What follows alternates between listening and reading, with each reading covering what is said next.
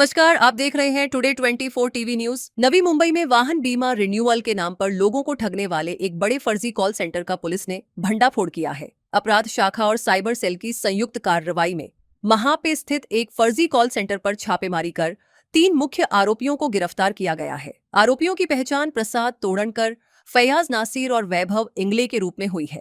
जांच में सामने आया कि यह गिरोह वाहन मालिकों को बीमा रिन्यू कराने का झांसा देकर पैसे वसूलता था, लेकिन पॉलिसी जारी नहीं करता था। एनसीसीआरपी पोर्टल पर मिली 145 शिकायतों और तकनीकी जांच के आधार पर पुलिस ने इस पूरे रैकेट का पर्दाफाश किया। छापेमारी के दौरान मौके से 8 सक्रिय SIM card, 26 mobile phone, 27 hard disk और 5 लैपटॉप जब्त किए गए। शुरुआती जांच में करीब 14 लाख रुपए से अधिक की ठगी का रिकॉर्ड सामने आया है। फिलहाल पुलिस ने मामला दर्ज कर जांच तेज कर दी है। अधिकारियों का मानना है कि इस गिरोह से जुड़े अन्य आरोपियों की भी जल्द गिरफ्तारी हो सकती है। कैमरामैन के साथ कंचन Pandey, today 24 TV news, Navi Mumbai.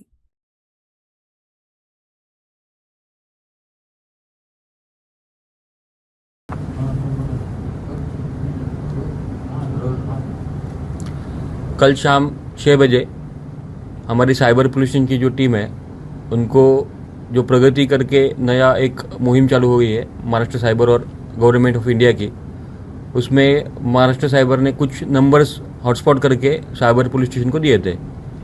Cyber police station के पीआई श्री पाटिल और उनके क्राइम पीआई श्री जादव, इन दोनों ने उस पर वर्कआउट किया और कुछ टेक्निकल एनालिसिस करने के बाद एक जगह उनको ऐसा लोकेट हुआ कि जहाँ उस जगह पे कॉल सेंटर चलाया जा रहा है और वहाँ से बहुत लोगों को फ़ोन करके अमाउंट इंश्योरेंस क्लेम करके, इंश्योरेंस की हम आपको मोटर इंश्योरेंस निकाल के देंगे, ऐसा क्लेम करके उनसे पैसे लिए जाते हैं और बाद में उनको कुछ क्लेम नहीं दिया जाता है।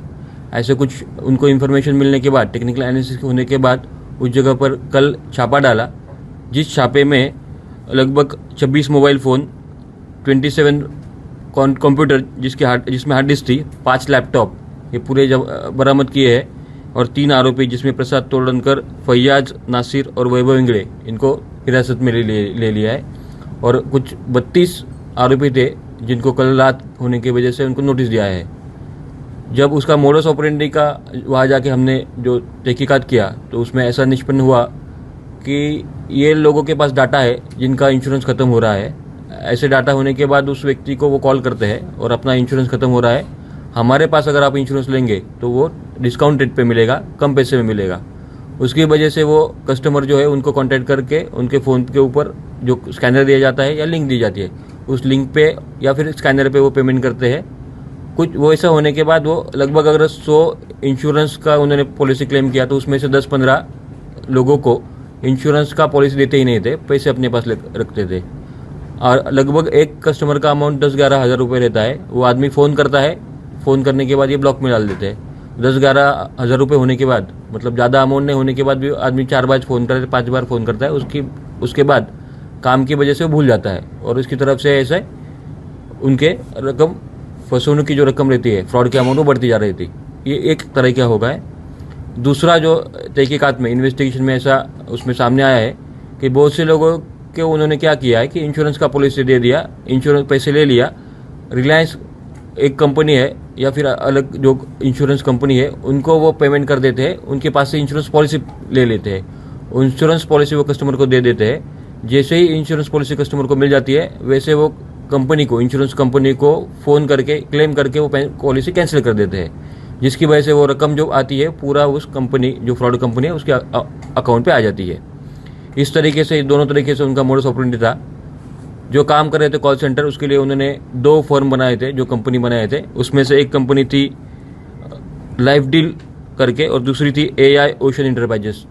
AI ओशन एंटरप्राइजेस ये LLP है और लाइफ डील है वो प्रोप्राइटरशिप है।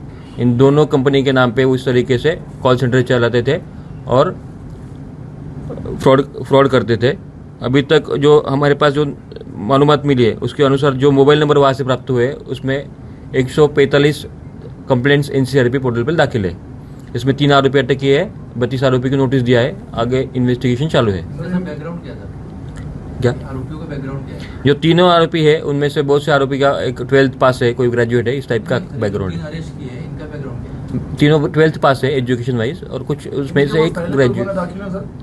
अभी तक तो इन्वेस्टिगेशन में ऐसा कुछ निष्पन्न नहीं हुआ कि इनके ऊपर कुछ गुना दाखिल है। और कब से सर चालू अभी जो इन्फॉर्मेशन मिला है उसमें 7 महीने हो गए, 7-8 महीने तब से चालू है अभी। सर अभी sir last time CP sir ने ऐसा आदेश दिया कि जितने एमआईडीसी में रेंट पे जो चला रहे हैं उनका भी रजिस्ट्रेशन कंपलसरी किया। हाँ, अभी तो कल ही रेड हुआ है, अभी इन्वेस्टिगेशन में पता चलेगा कि उस रेंट पे कुछ एग्रीमेंट किया है नहीं किया है, उसका इन्वेस्टिगेशन हो जाएगा।